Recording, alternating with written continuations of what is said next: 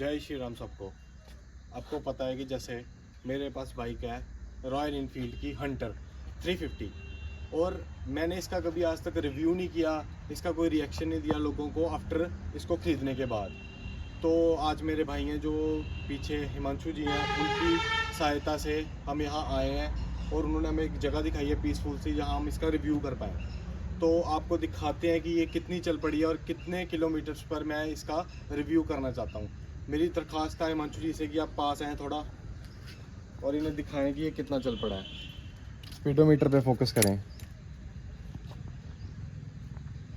आप देख सकते हैं ये 5604 किलोमीटर तक। कोई मैंने बाहर की मॉडिफिकेशन नहीं करवाई है, हाँ सिर्फ इसके कि मैंने इसमें ये एंड बार मिरर्स डलवाया और मैंने इस पर कुछ वो नहीं करवाया। मैं आपको इसकी स्टॉक आवाज़ भी सुना देता हूँ, जो हर एक बंदा पहली बात तो सुनाता है, बट चलो हमारा भी फ़र्ज़ बनता है कि मैं आपको इसकी एक आवाज़ सुना दूँ इसकी स्टॉक एग्जॉस्ट की।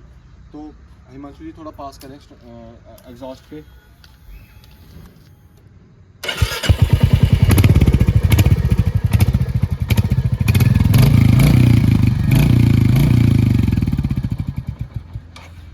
ये है हंटर की ओरिजिनल साउंड और इसकी साउंड की वजह से भी इसकी मार्केटिंग इतनी अप हुई है, क्योंकि ये बाइक इकलौती बाइक थी जो टिपिकल रॉयल इनफील्ड की तरह आवाज़ नहीं करती थी। थम और इसकी जो स्पोर्टी आवाज़ दोनों मिक्स करके जो एक मिक्सर बनाती थी, वो बड़ा ही ज़्यादा बेस्ट लगता था लोगों को। और जैसा कि आपको पता ही होगा, क्योंकि काफ़ी यूट्यूबर्स ने वैसे डाल दिया हुआ है, मैं भी बता देता हूँ, मैंने लिया हुआ है इसका रेबल ब्लू कलर है जो रेट्रो मॉडल में आता है। इसमें दो मॉडल आते हैं, एक मेट्रो और एक रेट्रो। मैंने लिया है रेट्रो का टॉप मॉडल है ये। इसके बीच में भी एक मॉडल आता है जिसका नाम है डेपर, और उनमें फ़र्क ये होता है, उनमें टैंकी के कलर का फ़र्क है डेपर और रेट्रो में। मेट्रो तो उसमें तो बड़ा ज़्यादा फ़र्क है, उसका तो टायर का साइज़ छोटा है, पीछे साइज़ छोटा है, स्पीडोमीटर में फ़र्क है, इंडिकेटर्स में फ़र्क है, ट्यूबलेस टायर्स नहीं आते उसको। पर जो डेपर और रेट्रो है उसमें बस यही फ़र्क है टैंकी का। उसका जो टैंक है वो एक सिंगल कलर में आता है और ग्लॉसी कलर में आता है। इसका टैंक है जो मैट कलर में आता है और ड्यूल कलर में आता है, आप देख सकते हैं। इस साइड लिखा होता है रॉयल और उसकी दूसरी साइड लिखा होता है इनफील्ड। बस तू ले ला। और कॉम्पैक्ट डिज़ाइन होने की वजह से ये bike one of the best compact bike में आती है। क्या इसका पिकअप है और क्या इसका कंट्रोल है, क्योंकि ये माना जाता है कि क्लासिक्स और हिमालयन जैसी बड़ी बाइकों की जैसे परफॉर्म करती है, पर उनसे इसका वेट कम है, जिसकी वजह से इसको बड़ी ज़्यादा एडवांटेज मिलती है। और इसका टायर आप देख सकते हैं कितना चंकी टायर है, इसमें स्पेस कितनी कम है, जिसकी वजह से इसकी लुक और एनहेंस होती है। आप हिमांशु जी की इसके टायर का साइज़ दिखा सकते हैं, आगे का भी पीछे का भी। और ये इसका फ्रंट टायर है जिसका प्रोफाइल है 110 110/70 17, और आप देख सकते हैं ये चंकी टायर।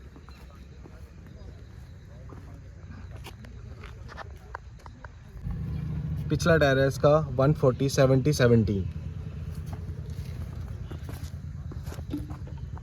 देख सकते हैं कितना वाइड टायर है।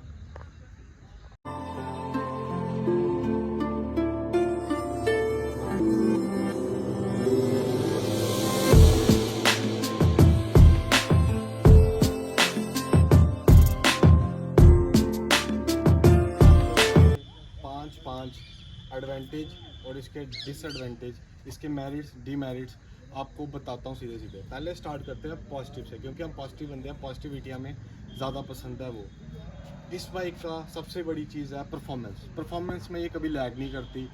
दूसरी चीज़ इसकी साउंड जो आपने सुन ली होगी, क्योंकि ये टिपिकल रॉयल एनफील्ड की तरह साउंड नहीं करती बाइक। तीसरी चीज़ इसका स्पीडोमीटर, जो एक मिक्सचर एक छोटा स्पीडोमीटर है जिसमें हर एक चीज़ की विजिबिलिटी दिखती है और बड़ा ही ज़्यादा अच्छा लगता है ये इसका वो। और सबसे बड़ी बात, कॉम्पैक्ट होने के साथ ये थोड़ी बल्की सी मोटरसाइकिल है, जिससे ये शॉर्ट, जैसे मैं हूँ 5'7", मेरे जैसे बंदे को ये बड़ी ही ज़्यादा कंफर्टेबल और बड़ी ही ज़्यादा लुक वाइज अच्छी लगती है। आप देख सकते हैं, मैं इस पर बैठ के दिखाता हूँ। आप देख सकते हैं मेरे पाँव बिल्कुल नीचे लगते हैं और कंफर्टेबली मैं इसको हैंडल कर सकता हूँ। और ये मेरे पे कितनी अच्छी लगती है, क्योंकि इसका जो स्टांस है वो बिल्कुल हमारे शोल्डर के वाइड जाता है और जो हमें थोड़ा रेस्ट फील करवाता है। पर ये चीज़ है कि इसके पाँव थोड़े से पीछे हमें रखने पड़ते हैं, जिसकी वजह से थोड़ी सी अनकंफर्टेबिलिटी होती है, वरना इसका पोस्चर हमारे शॉर्ट हैंड बंदे के लिए बिल्कुल ही परफेक्ट है। और आपको पता है कि ये न्यू हंटर में जे सीरीज़ का इंजन है, जो जे सीरीज़ के प्लेटफॉर्म से बनाया गया है। इसका ये न्यू इंजन है जिसमें वाइब्रेशन कम है, परफॉर्मेंस अच्छी है, और इसका फ्यूल इंजेक्टर बहुत ही अच्छे तरीके से काम करता है।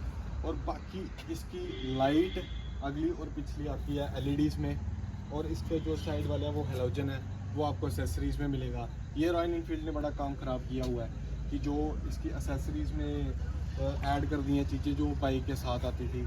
और मैं आपको बताता हूँ कि मैंने एज एसेसरीज़ में क्या क्या डलवा। सबसे पहली चीज़ मैंने इसमें डलाई है ये विंड वाइज़र, जो बाइक की लुक को करती है एनहांस।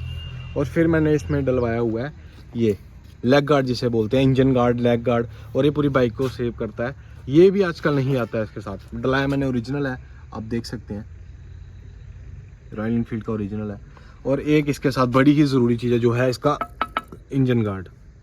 ये भी बड़ा नेसेसिटी है इसकी, क्योंकि इंजन बिल्कुल ही नंगा हो जाता है अगर ये नहीं लगवाया हो। और बाकी मैंने बाहर से एक ही चीज़ डलवाई है, वो है ये एंड बार मिरर्स, जो अच्छा काम करते हैं। पहले मैंने ओरिजिनल डलवाए थे, वो बाइक एक साइड गिरने की वजह से टूट गए, और फिर मेरे को ये आफ्टर मार्केट ही डलवाने पड़े। अब मैंने आपको इसके मेरिट्स तो बता दिए। अब कुछ चीज़ें होती हैं, जैसे एक सिक्के के दो पहलू होते हैं, वैसे ही ये बाइक है, इसके कुछ डीमेरिट्स भी हैं। और इसका माइलेज हम मेरिट में भी बोल सकते हैं, डीमेरिट में भी बोल सकते हैं, क्योंकि इसमें स्पीडोमीटर में एक चीज़ लैग है जिसको हम बोलते हैं आरपीएम। उसका ना पता चलने से हमें इसमें कभी ज़्यादा माइलेज मिलती है, कभी कम। हाईवेज़ में ये बाइक आपको 30 से 35 तक बड़ी ही करके निकाल देगी अगर आप 80 पे चलते हो। अगर आप इसको गलियों में चला रहे हो और अगर आपको आरपीएम का नहीं पता चलता है इसमें, और अगर आप अंदाज़ा नहीं लगा पाते हैं, तो आपके लिए इसकी माइलेज निकाल पाना बहुत ही मुश्किल होगी, क्योंकि इसका पिकअप इतना, इसकी आवाज़ इतनी है, लोग उसके चक्कर में इसका माइलेज खा जाती है ये।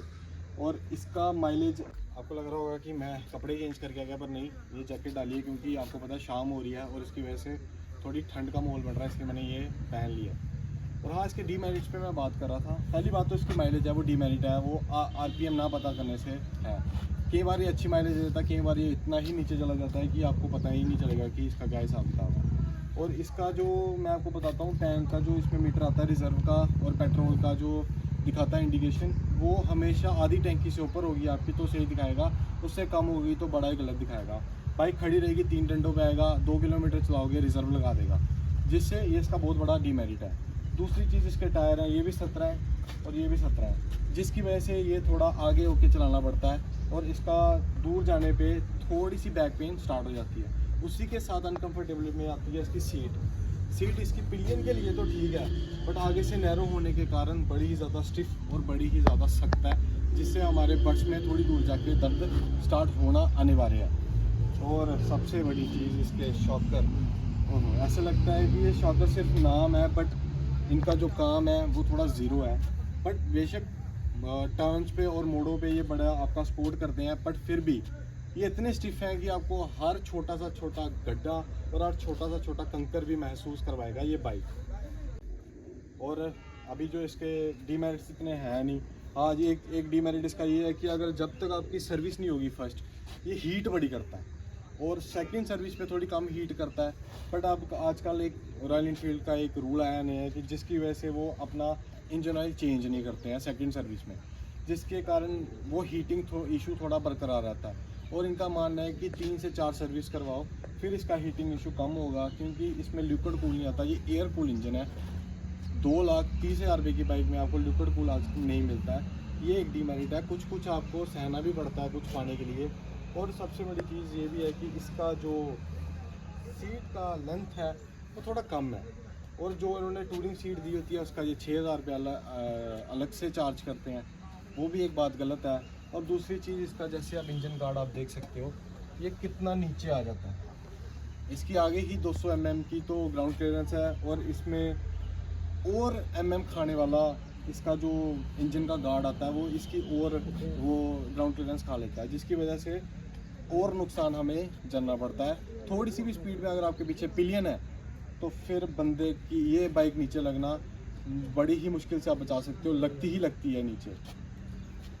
मैंने आपको इसके मेरिट्स और डीमेरिट्स बता दिए हैं, और मैं आपको थोड़ा सा वर्डिक्ट बता देता हूँ कि ये बाइक किस बंदे के लिए बनी है और किस बंदे के लिए नहीं बनी है। अगर आपको छोटी और लुक वाइज बाइक चाहिए, क्योंकि आजकल परफॉर्मेंस पे और लुक्स पे ही बच्चे अट्रैक्ट होते हैं। लुक्स तो आजकल हर एक बंदा बना रहा है, पर एडवांटेजेस और थोड़ा सा जो इंजन परफॉर्मेंस होती है और जो बाइक होती है जिसका एक ट्रस्ट होता है, जो रॉयल एनफील्ड ने बनाया हुआ है अपना सर्विसिंग के मामले में, और अपने इंजन और लोगों को जो सर्विस वो प्रोवाइड करते हैं, उसमें जो उन्होंने अपना ट्रस्ट बिल्ड किया लोगों के लिए, वो तो ऐसे तो आप मान ही सकते हो उसको कि वो ऐसे तो है नहीं। जावा भी है, बड़ी बाइकें हैं जो मैंने देखी छोड़ी, उनके बड़े बड़े रीजंस थे, उस पर मैं कभी और बात करूँगा, क्योंकि आज मैं इसका ही रिएक्शन लेने आया था और इसका कोई वर्सेस तो करने आया नहीं था। तो मैं यही बोलना चाहूँगा कि ये बाइक लुक्स और जो लोग सिटी में कम्यूट करना चाहते हैं और थोड़ा दूर जाना चाहते हैं उनके लिए है। जो बोलें कि हमें थोड़ा ऑफ रोडिंग करना है, थोड़ा कर सकता है ये, पर मीडियम और एक्सट्रीम ऑफ रोडिंग को नहीं वो कर सकता है, ये क्या बोलते हैं उसको, झेल सकता है, कह सकते हैं हम जैसे। तो इसीलिए मैं यही सजेस्ट करूँगा कि जो लोग थोड़ी एक्स्ट्रा ऑफ रोडिंग करते हैं मीडियम और एक्सट्रीम में, और जो थोड़ी अंधाधुंध बाइक चलाते हैं, वो लड़के ऑफ रोडिंग को ज़्यादा पसंद करते हैं, उनके लिए हिमालयन बनी हुई है और अब उसका एक नया वर्जन भी आ रहा है। तो इसीलिए ये उन्हीं के लिए है कि जो थोड़ा सा कम्यूट करना चाहते हैं और अपने साथ पिलियन का कम से कम यूज़ करते हैं, सेल्फ ओरिएंटेड बाइक चाहते हैं, तो ये बाइक है। परफॉर्मेंस में इसकी कोई कमी नहीं होगी। जो इसमें दावा किया है कंपनी ने, वो इसका बेस्ट ऑन बेस्ट है, बस माइलेज को छोड़ के। चलो फिर आपको अगली वीडियो में मिलेंगे। जय श्री राम, जय माता दी, जय हिंद।